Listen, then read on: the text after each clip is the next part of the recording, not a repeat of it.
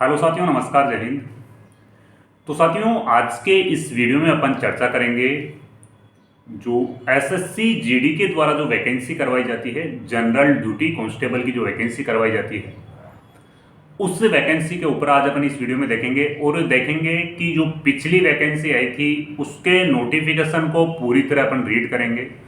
और हाल ही में जो एक यानी कि नोटिस जारी हुआ गृह मंत्रालय के द्वारा, 2-3 नोटिस तो जारी हुए हैं, तो उनसे ये लग रहा है कि वैकेंसी जल्दी आएगी और आपकी लगभग यहाँ पे 1,29,000 के आसपास में एसएससी जीडी में वैकेंसी बता रहे हैं।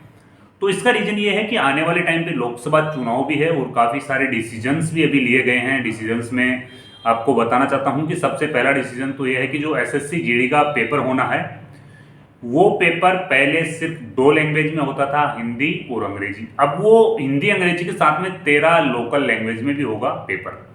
तो इन सारी चीज़ों से मिला के लगता है कि वैकेंसी आपकी जल्द आएगी। तो सबसे पहले मैं आपको बताना चाहता हूँ, जो पुराना नोटिफिकेशन, पुरानी वैकेंसी का नोटिफिकेशन है, उसको अपन रीड करेंगे। वैसे तो ये टोटल 55 पन्नों का नोटिफिकेशन है, लेकिन जो आपके काम के हैं इसमें ओनली फॉर 5 पन्ने आपके काम के हैं, वो मैं आपको फटाफट बता देता हूँ।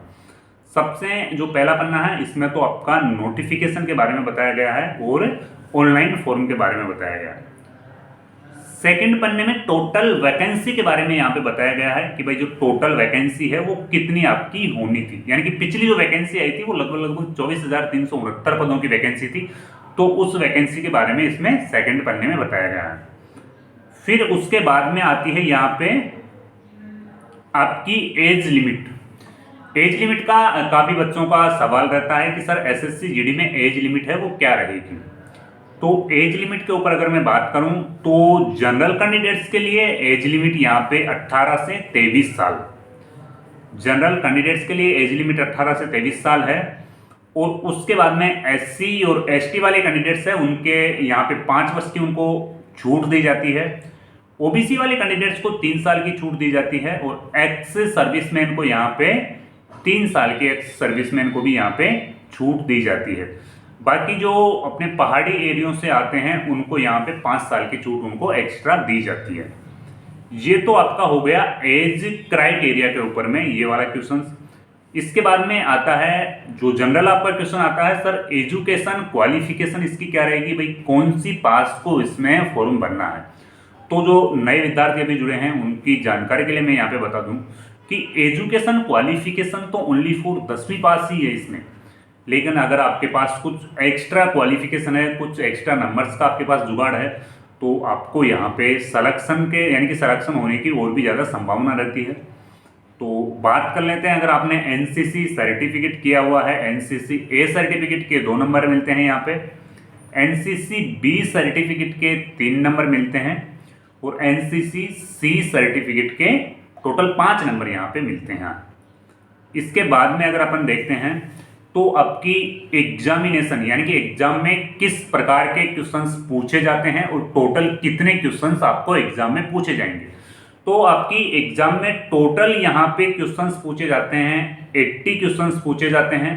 टोटल 4 पार्ट में आपका यानी कि 4 पार्ट आएंगे। पेपर एक ही होगा लेकिन एक पेपर में 4 पार्ट आपके इसमें आएंगे। जनरल रीजनिंग के जो क्वेश्चंस आएंगे, रीजनिंग के क्वेश्चंस आएंगे वो 20 क्वेश्चन आएंगे और यहाँ पे आपको एक क्वेश्चंस का 2 मार्क्स है वो मिलेगा। अगर जीके और जीएस की अगर अपन बात करें, जनरल नॉलेज और जनरल साइंस की अपन बात करें तो 20 क्वेश्चंस आएंगे और वो प्रत्येक क्वेश्चंस 2 नंबर का होगा। ऐसे ही आपकी यानी कि मैथमेटिक्स की बात करें, मैथ की बात करें, यहाँ पे गणित की बात करें तो 20 क्वेश्चंस आएंगे। और हिंदी या इंग्लिश या फिर आपकी खुद की लैंग्वेज में जो क्वेश्चंस पूछे जाते हैं ना, वो क्वेश्चंस यहाँ पे 20 क्वेश्चंस उसके पूछे जाएंगे और ये टोटल आपके 80 क्वेश्चंस यहाँ पे होने वाले हैं और 80 क्वेश्चंस के यहाँ पे 160 नंबर आपको मिलेंगे। लेकिन साथियों 80 क्वेश्चंस को सॉल्व करने के लिए यहाँ पे आपको ओनली फॉर 1 घंटे का ही टाइम दिया जाएगा। 80 क्वेश्चन को सॉल्व करने के लिए ओनली फॉर 1 घंटे का इसमें टाइम दिया जाएगा और नेगेटिव मार्किंग भी इसमें रहेगी। यानी कि 4 क्वेश्चंस अगर आप गलत करके आते हो तो एक सही क्वेश्चन है वो भी आपका काट लिया जाएगा। तो यानी कि 1/4 इसमें नेगेटिव मार्किंग भी इसमें रहती है। इसके बाद में इसमें यानी कि फिजिकल टेस्ट में क्या क्या होता है, तो फिजिकल टेस्ट के ऊपर अपन बात करें। देखो कुछ टाइम पहले इसमें पहले फिजिकल लगता था, लेकिन आज के टाइम पे इसमें पहले एग्जाम होता है, फिर उसके बाद में फिजिकल होता है। तो फिजिकल के लिए सबसे इंपॉर्टेंट चीज़ है वो है आपकी हाइट। मेल कैंडिडेट्स की 170 सेंटीमीटर हाइट होनी चाहिए, फीमेल कैंडिडेट्स की 157 सेंटीमीटर हाइट होनी चाहिए। यानी कि 170 centimetre male, 157 centimetre female candidates. और यहाँ पे अपन बात करें अलग अलग SC ST। तो साथियों फिजिकल में जो SSC GD का फिजिकल होता है वो एक नॉर्मल सा प्रोसेस होता है। फिजिकल में यहाँ पे 170 सेंटीमीटर मेल कैंडिडेट्स की हाइट होती है और 157 सेंटीमीटर है वो फीमेल कैंडिडेट्स की यहाँ पे हाइट होती है। लेकिन अगर अपन बात करें SC ST कैंडिडेट्स को यहाँ पे कुछ छूट दी जाती है। SC ST कैंडिडेट्स को छूट दी जाती है, जो अपने पहाड़ी एरियो से आते हैं उनको कुछ छूट दी जाती है। वो नॉर्मल सी छूट, आपको मालूम होगा कि उनको नॉर्मल से थोड़ी बहुत छूट दी जाती है उसमें। लेकिन रनिंग की अगर अपन बात करें तो 5 किलोमीटर की आपकी रनिंग 24 मिनट का टाइम, 5 किलोमीटर की रनिंग होती है, 24 मिनट का यहाँ पे टाइम होता है। और फीमेल कैंडिडेट्स के लिए यहाँ पे रनिंग होती है 1600 मीटर की रनिंग होती है और 8.5 मिनट का यहाँ पे टाइम होता है। 8.5 मिनट का यहाँ पे टाइम होता है। और इसके अलावा अगर जो लेह लद्दाख वाले एरिया से हैं उनकी 1600 मीटर 6 मिनट, फीमेल कैंडिडेट्स की 800 मीटर 4 मिनट, उनको ये फैसिलिटी एक्स्ट्रा दी जाती है। तो ये फिजिकल इस प्रकार से होता है। और साथियों मैं आपको लास्ट में कुछ बताना चाहता हूँ। लास्ट में जो हाल ही में जो नोटिफिकेशन यानी कि जो गृह मंत्रालय के द्वारा जो नोटिफिकेशन जारी हुआ उसमें ये बताया गया है कि 13 लोकल लैंग्वेज में इसके पेपर्स होने हैं, तो वैकेंसी जल्दी ही आने के आसार हैं। साथियों इस वीडियो में मैंने आपको कंप्लीटली इन्फॉर्मेशन दी है आपका सिलेक्शन प्रोसेस SSC GD में क्या रहेगा। तो अगर ये वीडियो आपको अच्छा लगा हो तो लाइक करें, चैनल को सब्सक्राइब जरूर करें।